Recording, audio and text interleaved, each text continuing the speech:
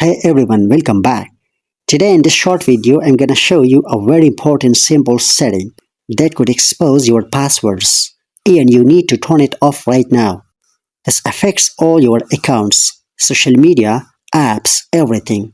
Well, let's go. Open your phone settings, go to security and privacy.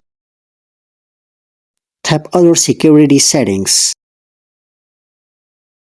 Now look for this option, make passwords visible. On some phones, it is show passwords.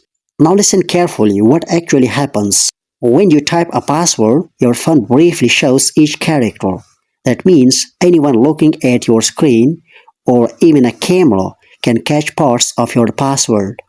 Imagine this. You are in a public place, gym, mall, restaurant, cameras are everywhere. And if someone replays that footage, they could see what you typed. Plus, some malware can track what appears on your screen, including your passwords. So here is what you do. Turn this setting off. That's it. Now your passwords stay hidden while typing, and your phone becomes much safer. If this helped you, like the video and subscribe. Thanks for watching.